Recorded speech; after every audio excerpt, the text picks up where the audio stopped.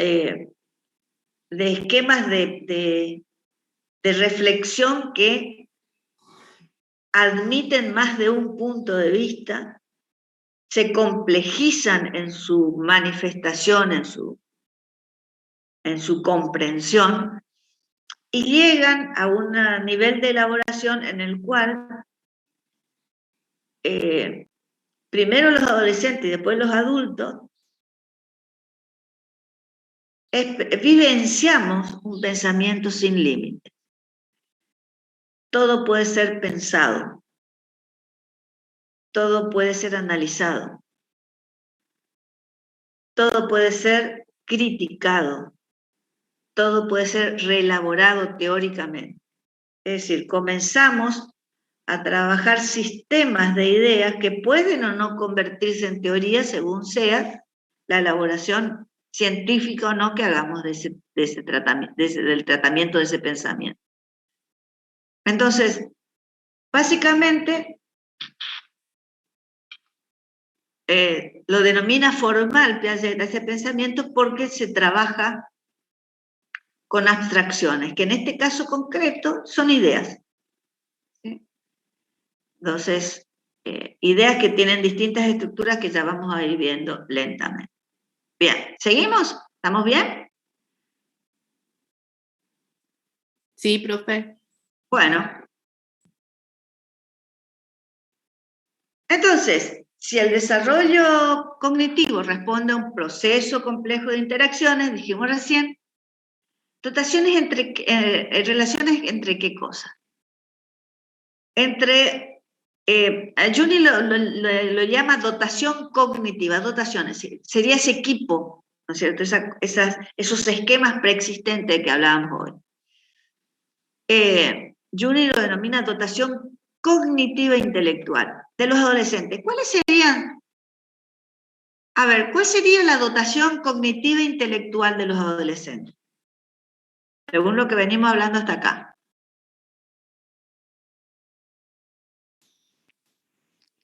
Dotación es lo que ya tenemos, a eso se refiere. A lo que ya tenemos, como decimos vulgarmente, lo que traemos.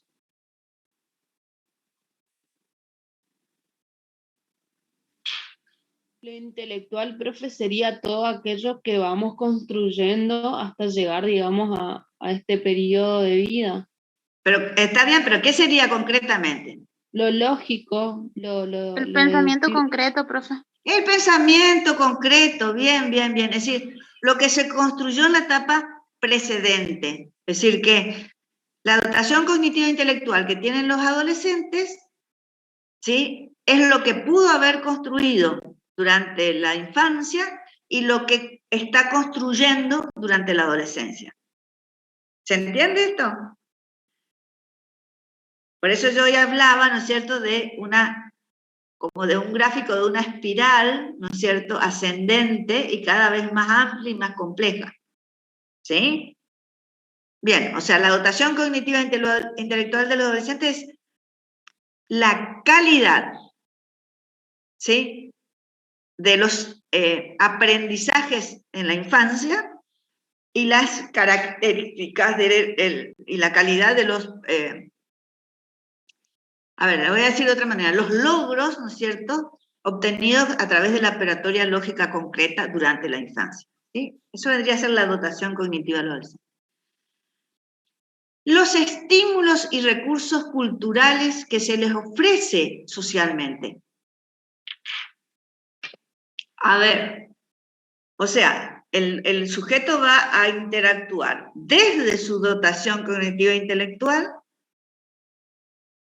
teniendo en cuenta los estímulos y recursos culturales que se le ofrece socialmente. A ver, ¿qué estímulos y recursos culturales se le ofrece a los sujetos en general y a los adolescentes en particular?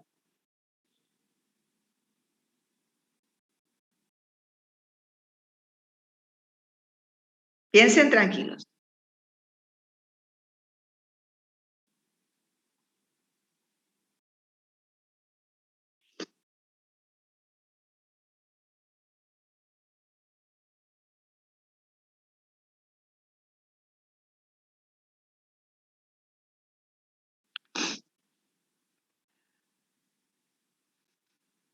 A ver, piensen ustedes, ¿qué estímulos tienen del entorno, del contexto? Profe, ¿pueden ser, por ejemplo, las actividades que realiza la municipalidad, las actividades deportivas, las actividades culturales, por ejemplo? O sea, ahí estaríamos hablando de las actividades institucionalizadas, serían, institucionalizadas. La municipalidad es una institución. ¿Qué otras instituciones brindan recursos a los sujetos? Las escuelas, los colegios. Por supuesto, las escuelas. ¿Qué otras instituciones? Las que son, digamos, académicas, como por ejemplo las instituciones de inglés, deportivas, las que son O sea, eso teatrales. podrían ser otros grupos que a lo mejor, sí, algunos son instituciones y otros no. La familia, que según algunos autores sigue siendo una institución y según otros autores no. ¿Recuerdan lo que hablamos con Duchaski, por ejemplo? ¿Sí?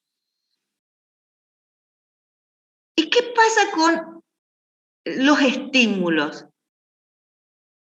¿Cuándo se convierten en estímulos aquellos recursos que podemos tener de la familia, de distintas instituciones socioculturales? ¿Cuándo se convierte algo en estímulo? Porque no todo es un estímulo. Cuando tiene en cuenta el desarrollo y el interés del adolescente en este caso. Perfecto. Un estímulo sociocultural va a ser estímulo siempre y cuando esté vinculado con algún interés, alguna necesidad, alguna motivación del sujeto. Es decir, hay cuestiones que pueden ser estímulos para los niños que no son estímulos para los adolescentes ni para los adultos. ¿Me explico? Porque allí fíjense que entre paréntesis hay un detalle que es importante. Dice, incluidas las posibilidades de ejercitación. Si yo a un bebé que aún no camina, le doy una bicicleta, obviamente no va a poder usarla como bicicleta, la va a usar como otra cosa. ¿Se entiende? Entonces, por un lado, las posibilidades de ejercitación ¿de qué cosa? De la dotación cognitiva e intelectual precedente, de las construcciones y reconstrucciones actuales, es decir, durante la adolescencia, que pueda ejercitarla.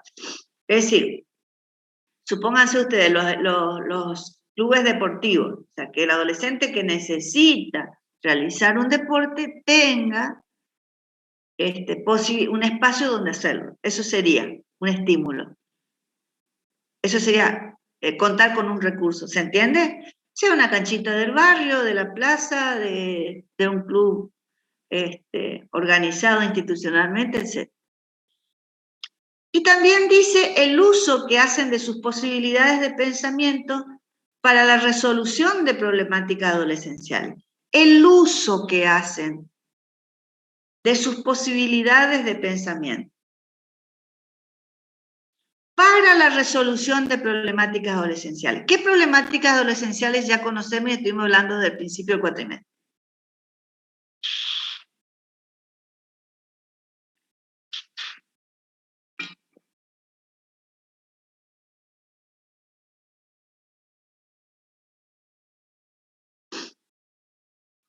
Lo de la pérdida del cuerpo infantil, profe. La pérdida Perfecto, de los padres, aquellas que de la tienen que ver con la pérdida del cuerpo infantil. Muy bien, ¿qué más? La pérdida de los padres de la infancia. Bien, ¿qué más?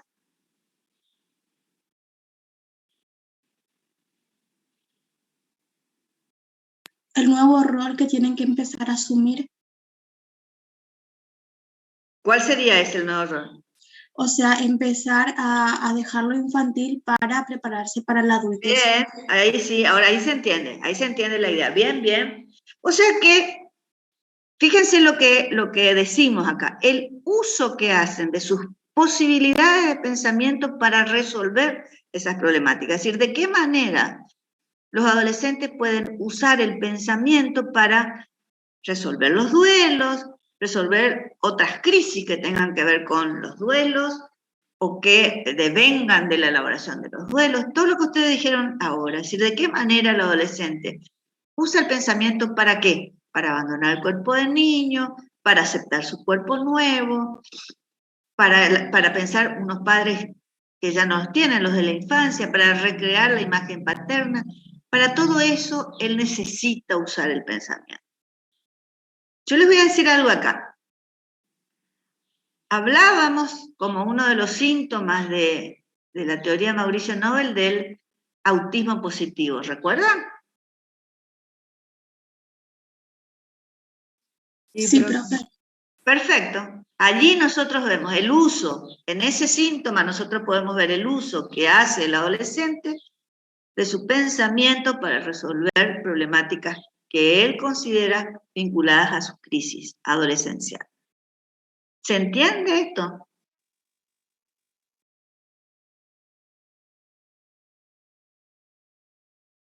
Sí, profe, se entiende. Bueno, ¿alguna pregunta hasta aquí? Bien. Lo que siguen son son tres preguntas o tres interrogantes que atraviesan todo el desarrollo de este eje y que nos permite a nosotros a su vez hacer una lectura crítica de estos textos para poder adecuarlos y ver cómo se manifiesta en realidad esta construcción en las adolescencias, más que nada en las de nuestro contexto. Si tenemos en cuenta todo lo anterior que hemos dicho, la primera pregunta que yo me hago como profesional que trabajo con adolescentes o profesional que trabajo en escuelas con adolescentes, con docentes de adolescentes, con padres de adolescentes, con directivos de adolescentes, es esta. Todos los sujetos acceden al pensamiento lógico formal teniendo en cuenta esto, teniendo en cuenta la dotación cognitiva, los estímulos, recursos y el uso que hacen de sus posibilidades. Todos los sujetos acceden al pensamiento lógico formal y todos los libros, todas las teorías y todos los autores dicen que no. Que no todos los sujetos acceden al pensamiento lógico formal. ¿Por qué? Porque puede haber algún... ¿Cómo? No, porque algunos sujetos inmersos dentro de las instituciones hoy en día tienen, por ejemplo, una discapacidad. Y no necesariamente pueden tienen tener que tener algún una... tipo, claro. Fíjense que acá estamos manejándonos con tres dimensiones. Una cognitiva intelectual, una que tiene que ver con estímulos y recursos, y otra que tiene que ver con el uso. ¿Sí? Claro. Una deficiencia Claro. en alguno de estas dimensiones ya va a hacer que los sujetos accedan de manera diferente o no accedan al pensamiento lógico formal. ¿Sí?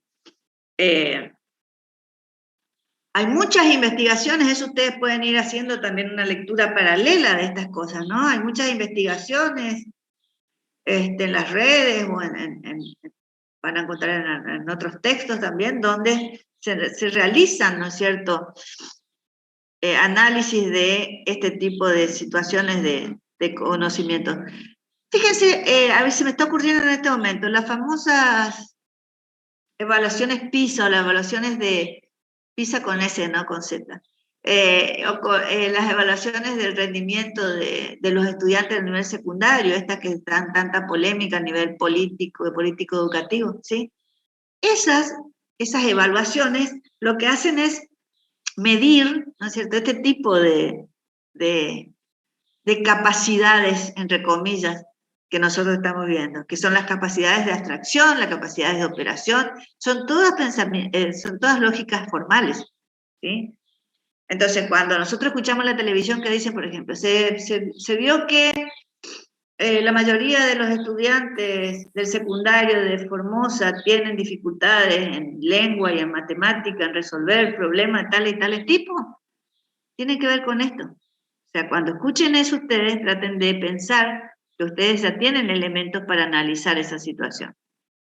Es probable que esos sujetos no hayan accedido al pensamiento lógico formal. ¿Por qué? Por una deficiencia o un déficit en alguna de estas tres dimensiones. O en más de una. Chico que abandona la escuela a los 15 años, el colegio, y no vuelve durante 2, 3, 4 años, va a tener una reducción en cuanto a cantidad y calidad de estímulos y de recursos culturales. ¿Me explico?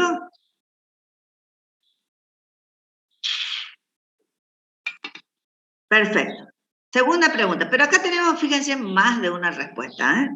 Y van a seguir surgiendo respuestas mientras sigamos charlando.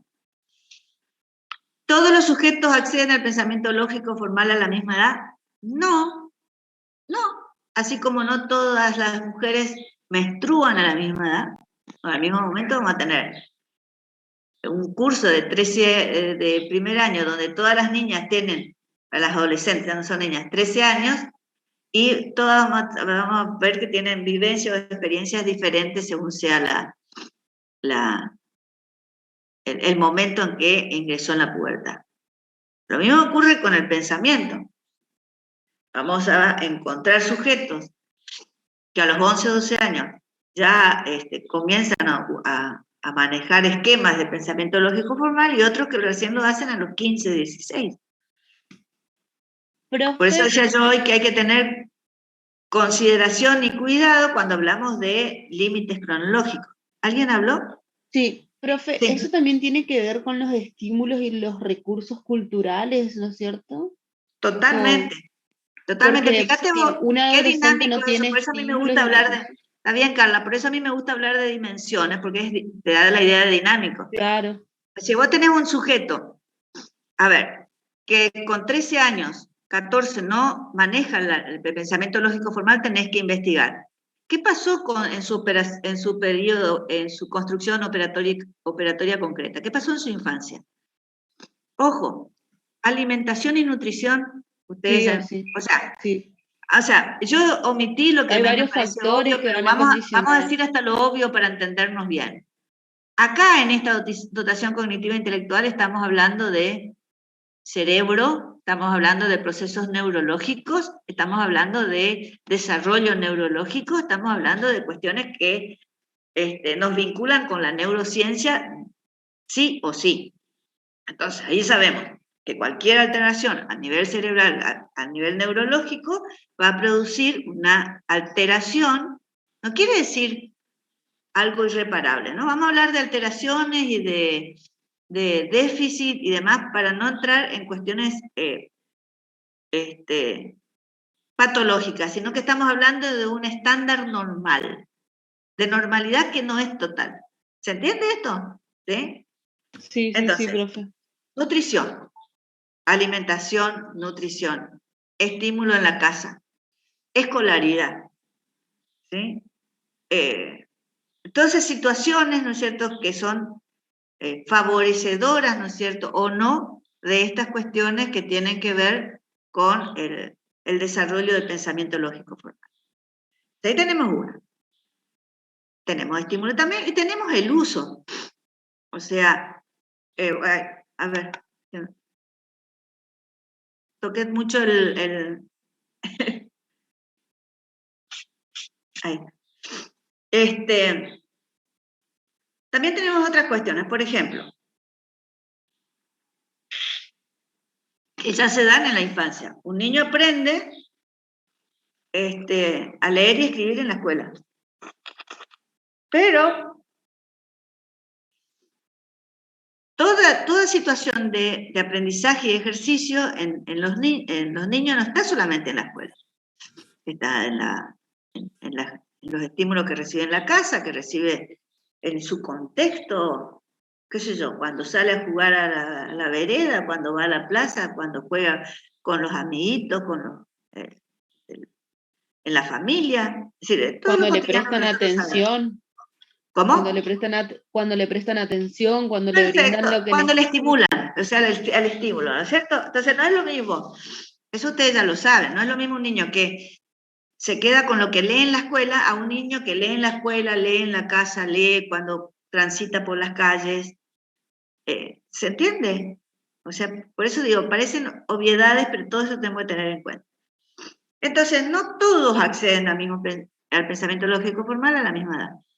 O sea, nosotros vamos a trabajar con grupos de estudiantes, a lo mejor tienen la misma edad, pero no todos tienen el mismo tipo de operatoria de pensamiento.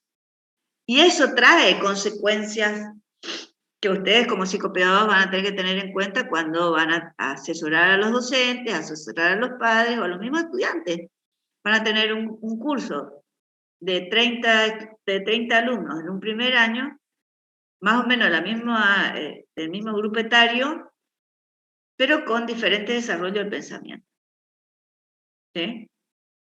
Entonces eso también trae consecuencias para atender desde lo didáctico y desde lo pedagógico. ¿Sí? Por eso ustedes allí tienen una gran responsabilidad desde lo psicopedagógico.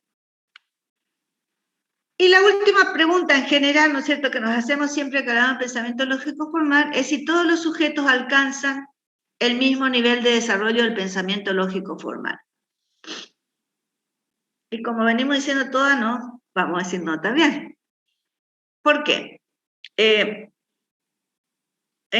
principio Piaget, después Castorina, también trabajó mucho acá en Argentina este tema. Cuando nosotros alcanzamos el pensamiento lógico formal durante la adolescencia, construimos durante la adolescencia, muchas veces no seguimos ejercitándolo, no seguimos trabajando con el pensamiento. Si nos hacemos adultos, algunos elegimos trabajar con teorías o con el pensamiento, otros eligen trabajar con las manos, otros eligen trabajar en interacción con las personas, otros con herramientas, otros con objetos de laboratorio, etcétera, etcétera. O sea, nuestra actividad de adulto se va diversificando, ¿sí? Y cada actividad requiere distintos esquemas cognitivos, ni mejores ni peores, estoy diciendo distintos, ¿sí?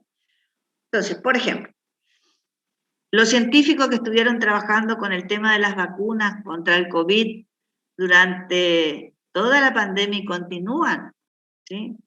Están haciendo un uso del pensamiento científico que tiene que ver con lo experimental, con el análisis, con la hipótesis, etcétera, mucho más que nosotros, por ejemplo. ¿Sí? ¿Por qué? Porque el tipo de trabajo que ellos realizan requieren esa situación. Hay muchos ejemplos en los textos que tratan la teoría de Piaget. Dicen, ¿por qué, por ejemplo, un científico reconocido no sabe o no puede, o le es difícil cambiar la rueda de un auto, de una bicicleta o de una moto? Porque no está dentro de sus esquemas habituales de trabajo. Entonces, dice Castorina, también lo plantea Uyuni, ¿no es cierto? Lo plantea Muján. A partir de la edad adulta nosotros vamos ejercitando y desarrollando uno o dos o tres aspectos del pensamiento formal, mucho más que otros. Algunos, el pensamiento se centralizan en la lingüística o en la psicolingüística, otros se centralizan en el análisis matemático, en el análisis lógico-matemático, otros en los estudios ambientales, en los estudios geográficos, etcétera. Nosotros vamos viendo cómo, una vez que llegamos a la adultez, vamos, algunos usan la palabra perfeccionando, pero también yo diría también con otros autores como Castorina, por ejemplo, vamos desarrollando más determinado aspecto de nuestro pensamiento lógico. ¿Por qué? Porque leer e interpretar un texto, como lo que hacemos nosotros en clase, lo que hacen ustedes como estudiantes de esta carrera, ustedes leen e interpretan un texto, requiere un pensamiento lógico formal puro. Es decir, ¿por qué? Porque lo que ustedes están leyendo No es nada concreto. Ustedes están leyendo las ideas de otro, las ideas de alguien que escribió lo que ustedes están leyendo. ¿Sí? ¿Se entiende esto? O sea, un nivel de abstracción muy elevado que implica que ustedes tienen que poder interpretar la idea de otra persona. Y lo hacen cuando leen Piaget, y lo hacen cuando leen Freud, y lo hacen cuando leen Lerner, o cuando leen cualquier otro tipo de texto. O sea, ustedes están trabajando con ideas desde un pensamiento lógico formal. Ustedes necesitan de un uso, acá entramos al uso, fíjense, un uso de la abstracción, del manejo de hipótesis, de análisis, de síntesis, de interpretación. Y todo eso es abstracto. ¿Me explico?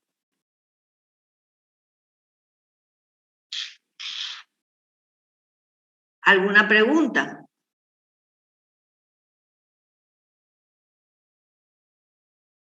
¿Algún No, cuestionamiento? profe, se entiende bien. Perfecto. Bueno, muy bien. Sigamos entonces.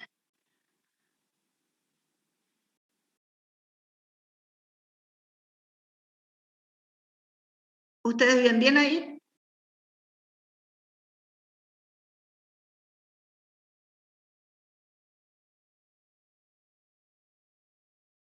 ¿Ustedes ven bien ahí? Sí, profe, Sí, profe, sí. Sí, Bueno, profe. perfecto. Vamos a trabajar ahora,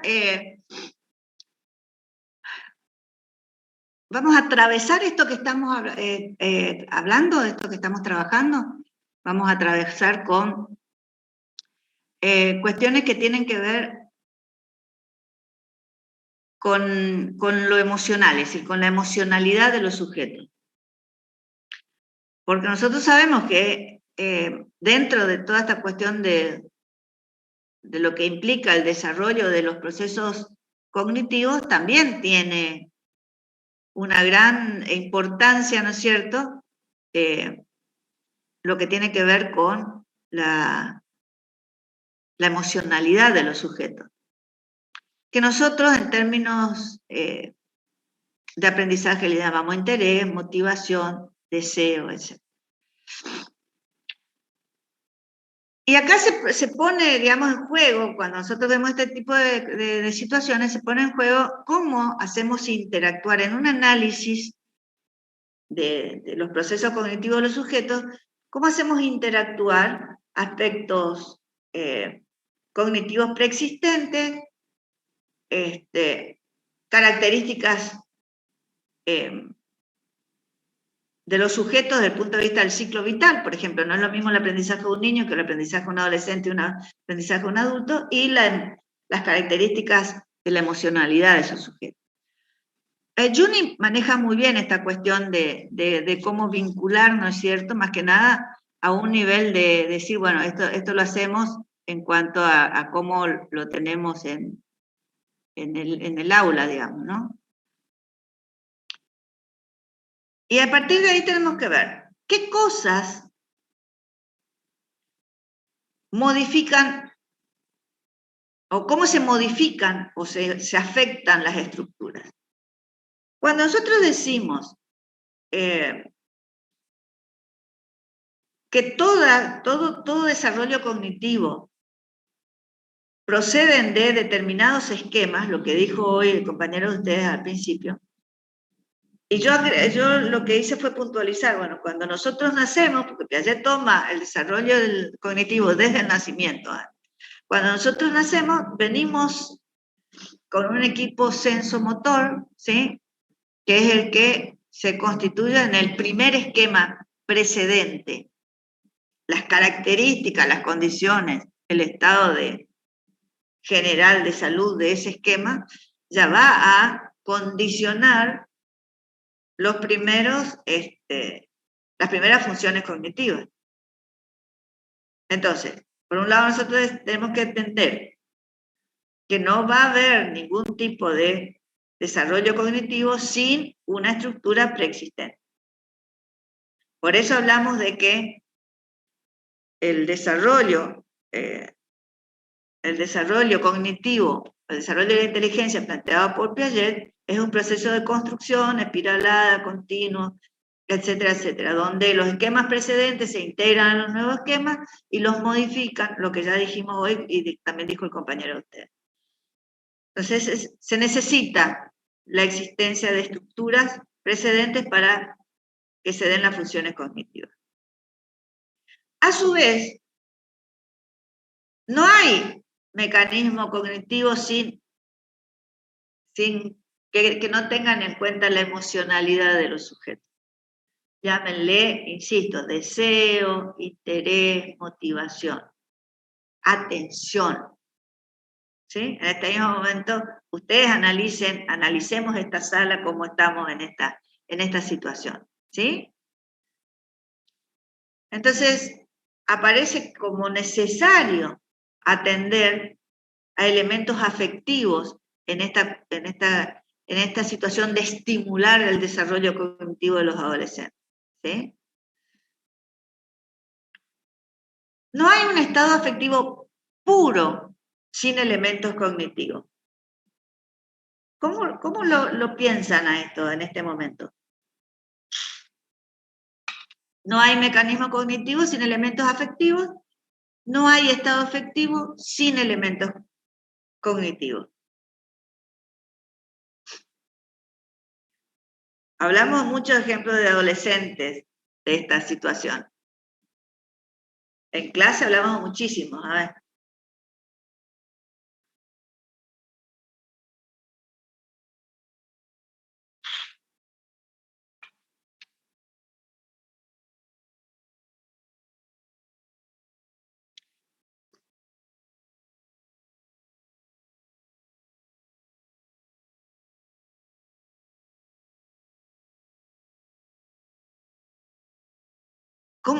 ¿Cómo lo piensan ustedes cómo piensan esta frase? No hay un estado afectivo puro sin elementos cognitivos. Digan lo que se les viene como para compartir las ideas que les sugieren esta frase. No estoy pidiendo nada del libro.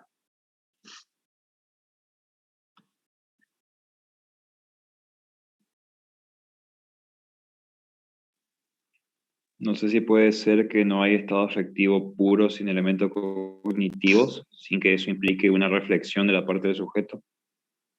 A ver, ¿cómo sería, Federico? A ver, ¿cómo sería un ejemplo por ahí?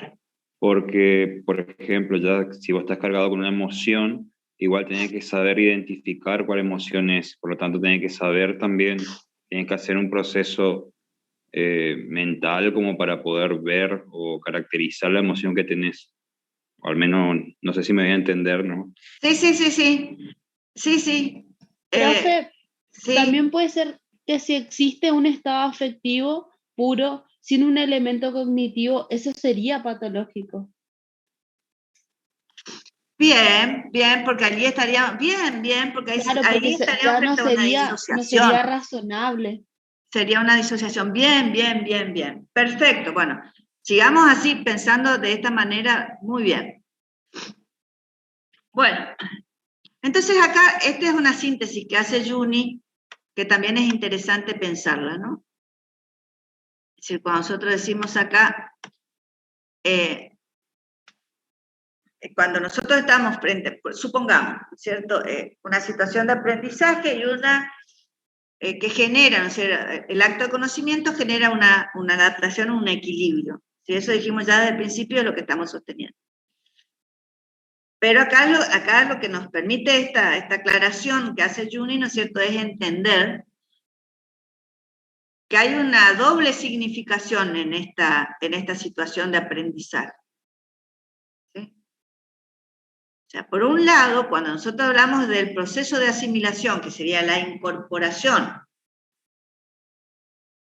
de un objeto del entorno a los esquemas preexistentes, eso es lo que dice, así lo define Piaget.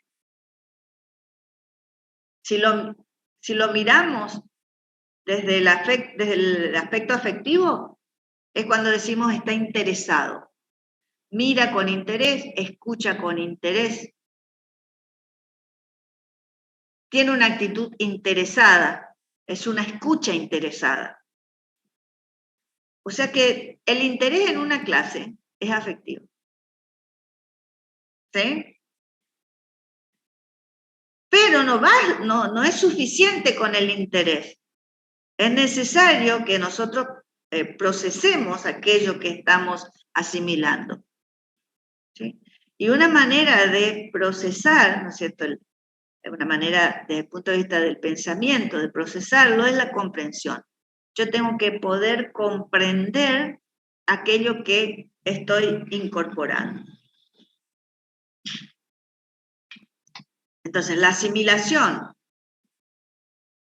de un objeto de aprendizaje, un objeto de conocimiento, ¿sí?, va a tener una lectura del aspecto afectivo como interés y una lectura del aspecto cognitivo como comprensión. Por eso fíjense ustedes cómo se insiste desde lo didáctico y desde lo pedagógico tener en cuenta los aprendizajes previos. ¿Sí? Los aprendizajes previos son los que me están dando a mí una posibilidad de leer cuáles son las condiciones preexistentes para que un sujeto pueda interesarse en un tema y para que un sujeto pueda comprenderlo. Burdamente decimos, no se puede correr sin antes caminar. No se puede explicar el sentimiento de vaciedad sin antes haber sentido o haber tenido la sensación de completud. ¿Sí? Desde el punto de vista del proceso de acomodación, que sería cómo se modifican esos esquemas preexistentes para retener y contener lo asimilado, bajo su aspecto afectivo, o sea, seguimos mirando lo afectivo y lo cognitivo, ¿sí?, bajo su aspecto afectivo, es el interés por lo nuevo. ¿Sí? O sea, ustedes van a ver en las didácticas y demás cómo, qué importante es presentar las situaciones o las consignas o las situaciones de aprendizaje como algo nuevo. Eso lo plantea Vygotsky también. ¿Sí? Y bajo el aspecto cognitivo es el ajuste, ¿no es cierto?, de los esquemas de pensamiento a esto nuevo que sería lo incorporado. ¿Sí? O sea, tenemos cómo juegan lo afectivo y lo cognitivo diferente, pero de manera complementaria, tanto en la asimilación como en la acomodación. Por eso es que allí se produce, ¿no es cierto?, la adaptación al equilibrio que dice Piaget. Bien. Como nosotros trabajamos la idea con Piaget de que